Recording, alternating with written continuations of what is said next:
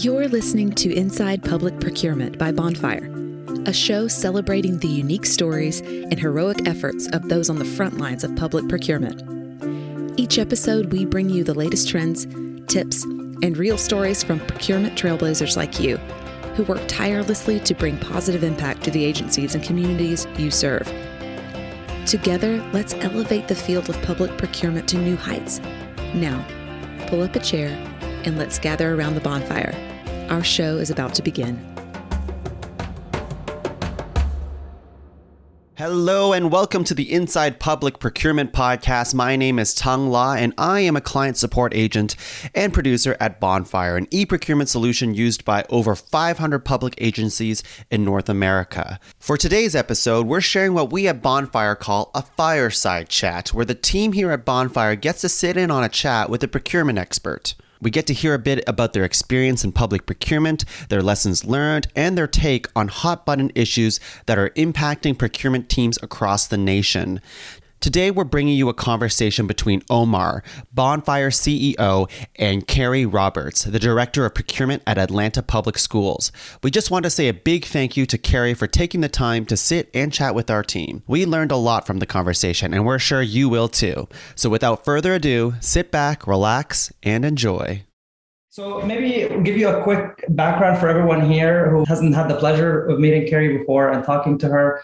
Carrie has been a public procurement professional for over 25 years, and she's been with various areas of public procurement. So that includes contract negotiation, administration, vendor relations, aviation and transportation, related purchasing. She's been involved in K-12, higher ed, and utility-related purchasing as well as material management and inventory control. Carrie holds a lifetime CPM, which is Certified Purchasing Manager certification, an NIGP CPP, which is Certified Procurement Professional, CPPO, Certified Public Purchasing Officer, CAPM, Certified Associate in Project Management. This is from the Procurement Certification Council, and the Lean Six Sigma Green Belt certification. She currently sits on the member council for NIGP National and on the board of GPAG, which is the Government Procurement Association of Georgia. Carrie has been she has served on the board of the Central Florida chapter for NIGP as president, vice president, and treasurer, as well as the board of the Airport Purchasing Group. In 2014, she was a recipient of the Airport Purchasing Group's Above and Beyond Award. And in 2015, she was honored to be a finalist for the 2015 NIGP Buyer of the Year Award. So obviously, Carrie is very, very accomplished and doesn't sleep. And if I could add one more thing to your bio, Carrie, she's been an amazing participant in our panel discussions that we've had over the last year, also sharing her wisdom and knowledge with our customers at large. So we also thank you for that as well, Carrie. Thanks for joining us today. You're welcome. Thanks for having me. Yeah, and I will say, so we met for the first time in Feb of 2020, which is infamously known now as our last trip, where we got to see our customers and get to meet them. And I was introduced to iced tea the Georgian way on that trip. And I think my glucose levels can still do that. Yeah. So to start off, I think maybe a little bit of background and in terms of why you joined or pursued a career in procurement.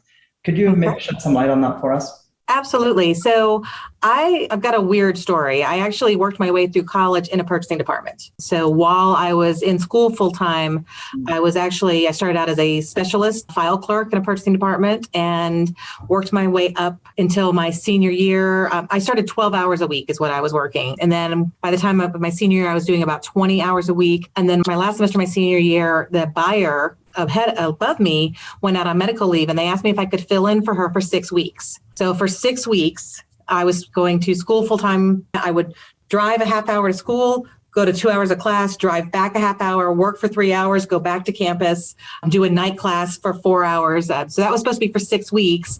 And then she had complications, and it turned out to be the entire last semester of my senior year. When she came back, she wanted her job back. And my degree is actually in criminal justice. So I thought, I'm going to go use this degree. And I became a juvenile probation officer in Florida for about 3.5 months. And one day I had enough of that and was sitting at my desk, and this shows you how old I am, with a newspaper on my desk, looking through the want ads. And the city that I had worked my way through college with called me and said, "Hey, the buyer just quit. Do you want her job?" And I said, "I will be there in 20 minutes. It was a 40-minute drive, and I was there in 20 minutes. So I've been in it ever since. So yeah, you kind of stumbled across it. Would you say the same as from colleagues maybe that you work with at APS or others? They just kind of stumble across procurement? Everybody.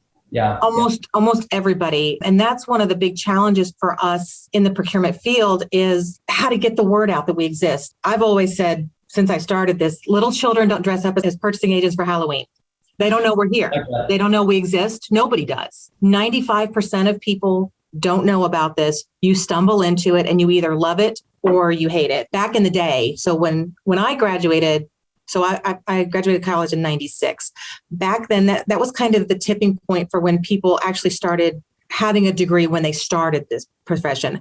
Before that, most people were either the women that were in the field, and this is generalizations, 100% generalizations. Most of the women had started out in an administrative role, secretary, admin assistant, process purchaser or requisitions. And then when a position came open in purchasing, they did a move. And that's how they ended up there. And then when they became managers, because they went to school, they finished their degrees, and then they went into management. Right. Most of the men that were in procurement at the time were engineers that got pulled in by spec writing or having some involvement with that process, and then decided to come into this field. Very few people went into procurement to be in procurement. That is changing slowly, but typically that is still people fall into it. Finance, business majors, they get an entry-level position, and like I said, you either love it and you stick with it, or you go. Mm-hmm. Yeah, that's insightful, and it lines up with some of what we heard in the past with other clients too.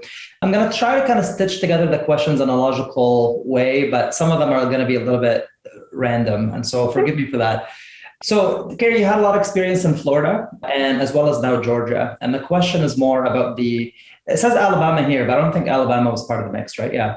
In terms of the transition from Florida to Georgia, are there any changes? Like, was the legislation, the rules that you had to follow, were they significant, or would you say broad strokes, they're kind of the same across both states? I think for me, I was lucky because I came from Florida. And Florida has some of the strictest procurement laws in the country. So having that as my base, I felt really comfortable moving to other states. I know Virginia is very strict as well. So I think Florida, Virginia, and California and Texas have some of the strongest laws. So if you start out in one of those, you can pretty much go anywhere. Georgia has a few things that are different, but not as restrictive necessarily. So it was an easy transition for me.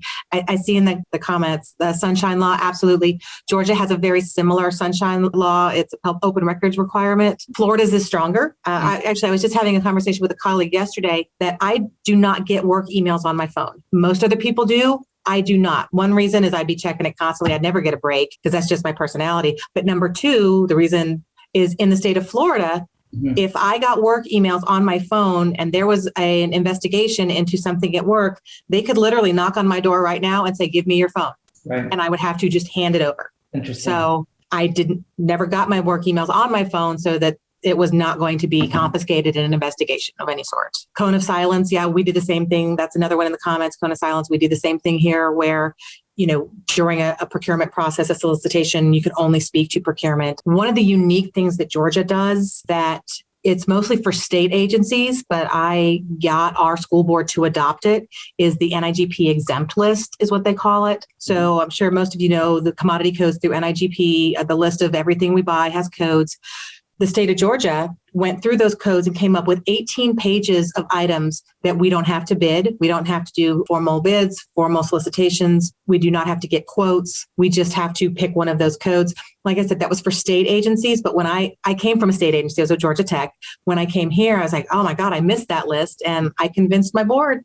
They had about 10 items that were exempt from APS originally, like postage, airfare, that kind of thing. But I got them to adopt the state's list. So anything on that list, I now don't have to solicit formally. And that's huge. So things like textbooks. I used to have to do a single or sole source when we were buy textbooks. We had to do a single source document. Now I don't have to do a single source justification. I can just go and buy textbooks from whoever because that's exempt. Other things, artwork.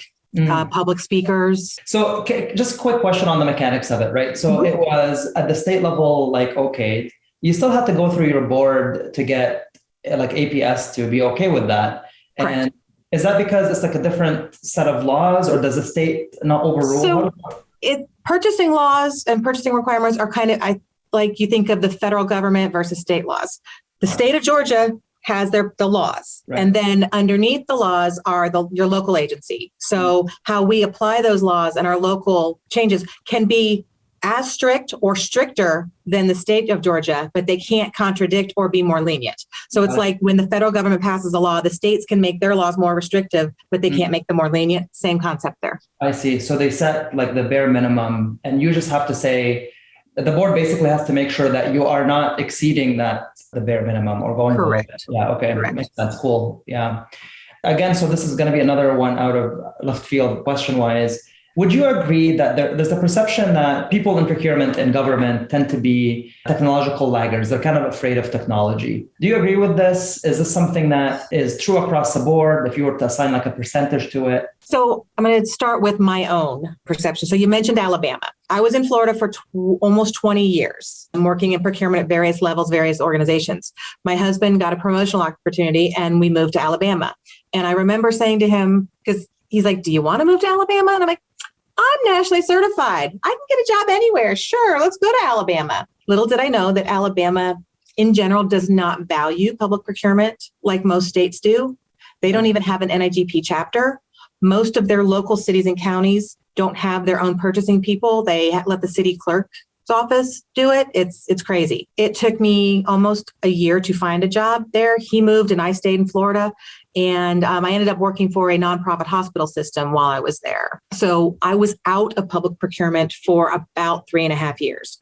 When I left public procurement, I was at the Orlando International Airport. We were just starting to use an electronic bidding system. And it was where we posted. We did our questions and answers, our addendums were all posted there, but we still took in paper bids. We still took in the big binders of proposals. We still did public openings where we read them aloud with a room full of people. That's what I left. Now, fast forward almost 4 years, I end up at Georgia Tech, they pride themselves on being an organization who's technologically savvy. It's in the name. And they had an online bidding service. They had online evaluations. They brought in, everything was submitted online. And I went in there and I'm like, whoa, no, I am not comfortable with this. And it took me probably a good 3 or 4 months to just become comfortable with it, because I was so ingrained in you have to have these big proposals. You have to be able to flip through them and look through them. And it took me a while. Now I would never go back. I was joking with your team that was at the NIGP Leadership Summit, because we moved part of our vendor registration over to a new system that's going to be able to track our MWBE participation and spend. And the department chief that was spearheading that made the comment that this system was going to replace Bonfire. And I said, oh, no, it's not. It's going to replace the vendor registration portion, but they will pry Bonfire from my cold, dead hands. I said, it's not happening. This system, for bid evaluations, we would have had to go back to paper and pencil for bid evaluations and for RFP evaluations and scoring.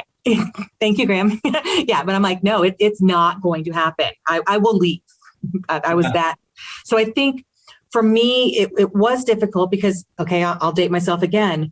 When Info on Demand, when they first came out, they were one of the first ones to do it. I was a clerk. That's what I did. I made copies of the bids. I took down your address. I put the label on it. I mailed it out to the vendors. That was one of the things that I did for part of my job. And if we were going to let people electronically distribute our bids, what job did I have? So it was, for me, job security. And I think that's still the perception for a lot of people. But COVID has changed all of that too, I think. Yeah. I think it drug us kicking and screaming into the 20th century, at least.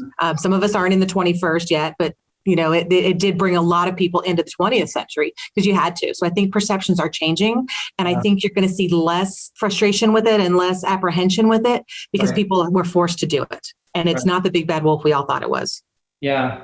Maybe just as a follow-up to that, and I don't want to make this like an ageist question or comment, right? But is there are you noticing a refresh in terms of, younger generation of buyers coming in, and because they're younger, they're more just familiar with tech? Like, Yeah. is there something that you're seeing there, or we're still kind of? So I think it's interesting. I was just talking with somebody about this the other day. From a generational standpoint, you have people that I would say in the 60 and above age group. You've got your 59 to maybe 40 age group, and then you have your 30 and unders. I think that if you look at that in 20-year periods, when I first started, the people that were in the 60 years, they were your directors, they were your managers. They were the one that were the most resistant. They're out. They've all retired now. So the people that were in their 40s are now there, and they are less resistant than they were, but not all the way there. My generation, I'm in that 40 to 59 range. My generation, I think, is the one that's really, when most of those older ones are gone, we're really going to be the ones that push it, because we do have the young ones coming behind us. Like, I had an intern this summer, and I said, I need you to make files and put them in the drawer. She goes, what do you mean? I'm like, I need you to put files together and put them in the drawer. She's like, why can't we just scan them? I'm like, good question. I wish we could. We do that, but we also have to have the paper copies for some things. Like the expectation that they're coming in with, let's call them the new generation, they're kind of pushing also. As a director or like a manager of a group of buyers, do you care that, imagine you have like 5 new buyers come in and they're saying, I want to scan this, I want to digitize this. From your point of view, how are you balancing this potential like risk or the extra work that you want to take on by implementing a solution versus making the buyers happy? I actually want to do it. At Tech, we were completely paperless. And we are not here. And that was one of the hardest things for me. And that was something that it was a goal of mine to implement. But when I'd been here about 9 months in this role when COVID hit, and just didn't have time to implement that. So that's something I would love to do. And I think that the younger generation, and not to be ageist again and not to make generalizations, but the younger generation, it's important to them that you listen to them. And it's important to them that you take their thoughts into consideration. And it would be suicide to say, nope, it's my way or the highway. And I think that that's something that we're all as managers going to have to adapt to, is there's different work styles for this generation that's coming in, and we're the ones that have to adapt. We can't have that dinosaur attitude of it's my way or the highway, because you know what? They'll take the highway. Yeah. Every single one of them. Yeah, it's funny and how quickly like technology is moving too right now, where I feel like even I feel out of touch. Like I downloaded TikTok earlier. I still have it. Yeah, I mean, I'm being pushed in that direction too. Okay, so we're going to switch gears again. And this is more about procurement's position within the organization. So how do you ensure that procurement gets a seat at the table for organizations that feel they don't have a seat? What do you feel the consequences are across the organization from not including procurement? So I think one of the ways to get a seat at the table is to not be the impediment. Procurement has a terrible reputation of being the department of no. We're here to tell you what you can't do. What you need to do at each organization is change that attitude of being the department of telling you what you can't do to the department tells you what you can do and how you can do it. My whole career, I have been very clear on, I might say no, that you can't do exactly what you want, but let's talk about what you can do. So if you're trying to get this project accomplished and I don't like what you're trying to do here, there may be something in the box that we can do. Maybe it's over here, maybe it's out here. So I won't just tell you no. I'm going to sit down and say, okay, Omar, you want to do this? I'm thinking maybe this. I'm thinking maybe this. And we're going to have a conversation together to come up with, okay, we're doing this instead of this. Yeah. Or if it is no, it's going to be because you and I sat down and went through all these scenarios and none of them worked. And we came to the conclusion together that it was a no. It wasn't just me telling no. So I think by taking that attitude, you become more of a partner instead of an auditor or a paper pusher that's just there to tell them no. By becoming that partner, then they start to bring you in on conversations. Like I am in way more strategic planning meetings than I ever thought I would be, because they've realized the value of getting my input up front. Nothing's more frustrating for especially like an IT project where they get halfway down the road, they're ready to bring the vendor in and implement. They've got all of that backup work. Then they come to me and say, okay, I need a purchase order. And I say, oh no, you have to go out to bid on that. They've done all of that work. Now they're seeing the value to bringing me in when they're planning what they want to do, for me to say, oh no, you need to bid it before they've gone down the road. Yeah. So establishing those relationships and not being that no is the best way to do it. Yeah, I like it. So basically, you want to be seen as a partner. And so how do you prove that? I guess, okay, so maybe we can talk about an example. So if you have one top of mind, like somebody came in, they said, we want to do this in this way. and you're saying, no, this is the pathway that I would recommend. And Ooh, yeah, gosh, we do it all the time, but I'm trying to think of one specifically. All right, we pre-qualify vendors first for some things. I had a department come in and tell me that they needed an outside partner to come in and do surveys for us, where they're going to survey the public and get information back so that we have a direction we need to go in. This department needed a survey. They needed it right now. They needed to rush it through. And behind them, I've been told that other departments need surveys as well. So instead of just saying, okay, what is your project? What are the parameters? Who's the survey going to? What are the questions? How many questions? How do you want to, instead of doing that, I knew that other people needed surveys as well. So we convinced that department to work with us and the IT department to do a district-wide RFQ for survey vendors. So It's actually out on your site right now. It closes on the 22nd, I believe. No, I'm sorry, the 10th. And instead of saying, I need this done, this done, this done, we said, we're going to need surveys. We're going to need surveys that can be flexible. Some of them are going to be via text, some of them email, some of them flyers. We need large surveys. We need small surveys. We need all of this. Please tell us what you do. And if you are qualified and if you are halfway decent survey vendors, we're going to put you under contract. And then when the individual departments need a survey person, they're going to be able to go through that pre-qualified list and send a request out to 5 of the people and get quotes back and be able to just run with it instead of having to go back to the board for an approval, having to go out and get the qualifications and do the RFP scoring and the evaluation that can take 4 to 6 months. They're going to be able to do it in 2 or 3 weeks. So that was it. Thinking outside of, in a traditional setting, it would have been, okay, you want an RFP? Let's do an RFP. But this was, what's the big picture and how can we accomplish that? Love it. Yeah. So you're basically laying down the infrastructure. Exactly. Right? You're paving the road. Next time you need to do, here's the pathway that you take to get it done. You do it one for all, and you've covered the organization for whatever needs they're going to have. For 5 years. And so one of the other blessings for this is, as almost everybody is in the country, APS has a focus on equity right now. And especially lifting up our MWBE, our Minority Women-Owned Business Enterprise suppliers. So with this process, we are able to also identify who out of these pre-qualified vendors are MWBEs. So where one of those companies may have been a small minority-owned business and could do surveys that just went out to employees, but couldn't do ones that went out to the whole community as a whole, they wouldn't have bid on an RFP for just one project because it was out of their grasp. But by doing this, we can now say, okay, we've identified out of the 10 that we pre-qualified, 3 of them are MWBEs. We can set aside and go to just that community for a survey that's of the size they can handle. So it's going to allow us to work through some of the equity challenges as well. This is more for the Bonfire team, listening to, because we often talk about procurement being a strategic lever within the organization, and a good procurement department will kind of do what Carrie's just mentioning, like they're taking you through the process, paving the road, setting you up for future, so you don't have to do these things over and over again. And to me, that's just like a classic example that we would have never come up with on our own. But it's really good to hear it from you, and kind of the work that happens beyond just the mechanics of running through opening the bid, closing it, and evaluating it, and just more the strategic nature of like the plan and approaching the market and being able to come up with the pre-qual list.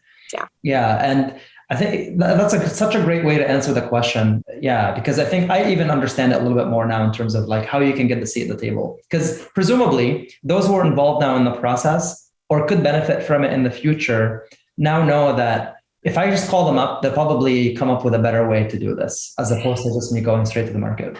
Yeah. And I was fortunate when I got here, there had not been formal procurement training in over 10 years on policy. They had that, how do you point and click and enter a requisition? They had that for users, but they didn't have policy training. And when I got here and got in this role, they were implementing an upgrade to our ERP system at the same time. So I was able to convince the superintendent's office through my CFO to allow me to force everyone who had access in the ERP system to the procurement module. They had to take a procurement policy and procedure training class before they were given their access in the ERP upgrade. Okay. So over a course of about 3 months, I did a procurement training class with over 400 people in it. I've continued that training class And as of now, I think I've trained over 575 individuals, and most of them have come more than once. And by doing that, that has allowed me personally to get out there in front of people and talk, like we were just saying, about, hey, let me be a partner. Let me be a thought partner. Let me be someone you bounce things off of. And because I've had that exposure to so many people, and this goes from the secretaries that are entering requisitions up to the chiefs that are approving the requisitions and the solicitation awards, it's allowed me exposure to all those people. So on a daily basis, I have a secretary calling me saying, hey, Carrie, can I use an exempt code for this? Or I have a chief calling me and saying, hey, do I need to bid or RFP this? So I've been able to get out in front, and we really are, I consider myself a thought partner with people here. Yeah. That's a great insight on that too. Maybe, well, the other thing I was going to say is like, what we see all the time as people trying to work with procurement departments and, get them on Bonfire is how good of negotiators procurement people are. Like, they're incredibly nice and, they want to do the right thing. But then when it comes to negotiation, they really know how to do it really well. And I think that's the other benefit, that if you're the engineer in the city or like a principal in a school, you're just not equipped to do that well. And that's how we're able to kind of stay within budget year in and year out. So that's from our own experience that we can attest to. And I think this kind of relates to the negotiation piece because it relates to the experience. And I'm thinking about even the product and what we can do in the future to help you guys become more strategic. How much do you utilize data and insights today to improve your process? Do you feel it's enough? Would you ideally be able to dive into it a little bit more and make better use of the data in the system? And if I could just add a little bit more to that question, extending beyond APS's boundary and getting to know maybe data that is a little bit, across the board for customers, like, for example, their benchmarking. So we really don't use the data like we should. It's out there. We know it's there. But since I've been here, we have been understaffed. And I consider that to be one of those things that I would love to have the time to really dive in, because APS especially is a very numbers-driven organization, but I just haven't had the time. But I see the benefit to it. I love the dashboards. I love the abilities that are there, but we just really haven't had a chance to utilize them, unfortunately. Yeah. No, that's fine. And that's the reality of the situation. So it's like, would you agree that the very first step that you got to do is like digitize and come off paper and manage that process online? And that gives you a little bit of breathing room. Absolutely. Okay. Yeah. Absolutely. What was a major shift, if any, that happened in public procurement space other than digitization? I think one of the big things is, like we were talking about with the generational thing, is the professionalization of procurement people. We used to be looked at as paper pushers that just were here to do administrative type work. When I do that procurement training class, I used to do a visual where I'm like, everybody thinks that we sit here at our computers like this all day, and we just sit there and go, oh, look, a requisition, yay, blink. And we sit there. They don't realize the breadth of what we do. Yeah. So I think that has been the biggest switch, is that we are now seen as more thought partners. We are seen as a profession. Like your procurement people now, you're looking for people that have degrees and have experience and so forth, just like you would your accountant. You don't want to just go get somebody out the street that says, oh yeah, I think I can be an accountant. No, you want an accountant that's a CPA, right? Yeah. They're doing the same thing with us now. I want my procurement agent to have a CPPO or a CPP or a CPPB. You want them to have some sort of a certification to show that they know what they're talking about. Yeah. When I hire people that are entry level, I don't look for anybody with a procurement degree, because number one, there's only like 2 out there. But I look for somebody, I tell everybody, I can teach you procurement. If you've got a brain on your head, I can teach you procurement. Yeah. What I can't teach you is attitude, and I can't teach you aptitude. If you are enthusiastic and friendly and customer service oriented, you have got to be customer service oriented to be successful these days in this procurement. If you have that mentality, I can teach you how to bid. I can teach you how to do quotes. I can't teach you attitude. Yeah, well overskill. So basically you summarize it as basically the professionalization of the profession, right? Exactly. Yeah, cool. So we're shifting gears again. Okay, so this is coming from the sales team. We commonly have prospects who find the barrier of change management, of onboarding an e-sourcing tool hard to justify as a priority for their team. How did you approach your decision-making when it came to purchasing? And I know that came before you, Carrie, but you're fighting for it seems still, right? Absolutely. So what made you justify it? And if we can maybe modify it, if you were to go somewhere else that didn't have it, how would you approach? So I think for me, there's 4 major benefits that I see. The first one is time. It saves time, absolutely saves us time in not having to make copies, not having to mail things out. So time and money, it's huge. Postage alone, what we save by not having to mail things out. So that's huge. The second one is actually the posting requirements. We are in government, we are legally required to post our bids. That used to, when I first started, that meant that I would have to advertise in the newspaper. So I would have to advertise in the Sunday newspaper. So I would have to get it into the newspaper by Wednesday in order to make that Sunday. If we had an emergency or a short period, if I missed it Thursday morning, I couldn't get it into the following week. That added another week on. I also would have to take a printout of the document and go downstairs and put it in my bulletin board. So it was posted out front of City Hall. So from that perspective, just to be able to throw it online, it's huge. It also saves, to go through a system like you all, it saves time and money from an IT perspective. If I was updating my own website with my bids every time I had a new bid, my IT people would go crazy because I certainly can't do that. So I'm going to rely on them to do it. So it saves IT staff, it saves procurement staff, it saves advertising money. Another one is the RFP evaluation. That is huge. The fact that, and I always explain it to people because I'm not a techie, guys.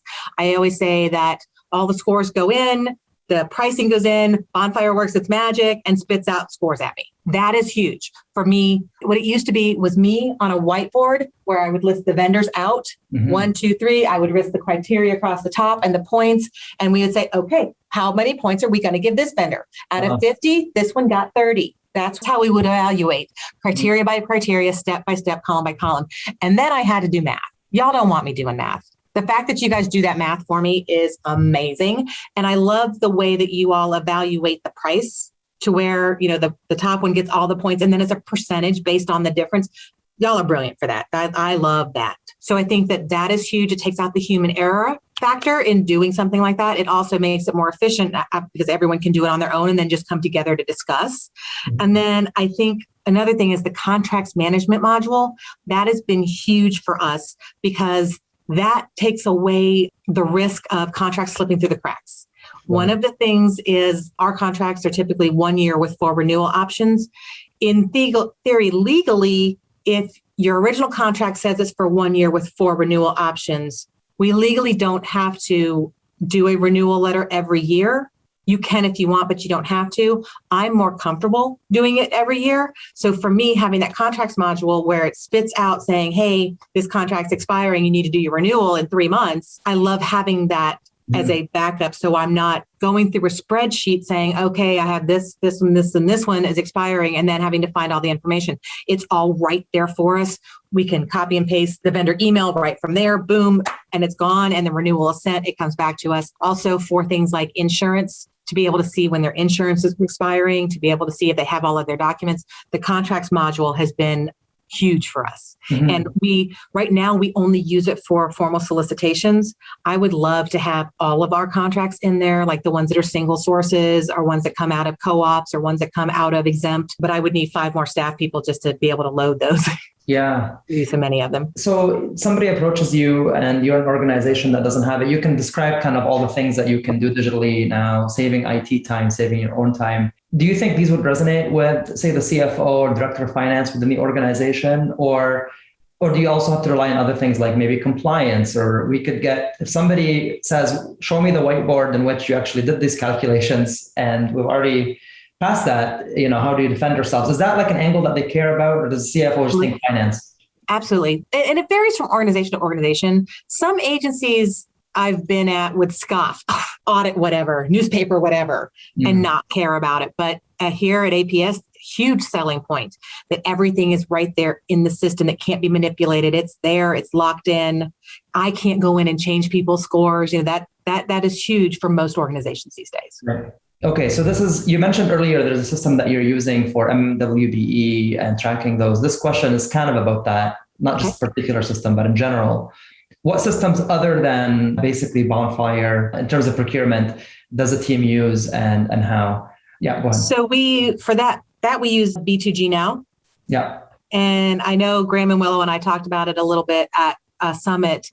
And like I said, they wanted me to go to them for everything? And I said, absolutely not. What we'll be utilizing them for is tracking spend with our MWBE vendors, and also as a way to identify MWBE vendors because their network is nationwide. So if, let's say, our GCs are looking for subcontractors, they can go in there and they can search to see who in Atlanta is an MWBE. They can do it themselves as a vendor that's registered in B2G. So that's one of the things that we're utilizing it for. And it actually lives with our Office of Social Justice and Equity. The project lives with them, doesn't even live in procurement anymore. So we use that. That's really about it from a procurement perspective.